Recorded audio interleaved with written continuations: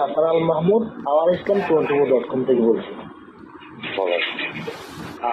আজকে আপনারা কাকরাইলে অবস্থান নিয়েছেন। হ্যাঁ, অনেকে বলতে আপনাদের কেউ কেউ বলতেছে আপনারা কি দখল করেছেন, এটা কি আসলে সত্যি নাকি? এটা আপনাদের নির্ধারিত যে সময় আপনাদের জন্য যে 14 দিনের যে কদিনে অবস্থান করার জন্য আগে থেকে যে নিয়ম আসছে, ওই নিয়মটা কোনটা?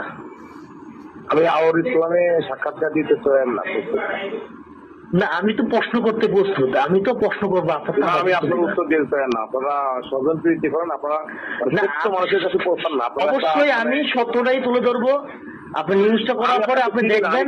আমি হুমায়ুন আয়াতকে চিনি, সে নিজামুদ্দিন মার্কাজে গেছে, দেখছে শুনছে।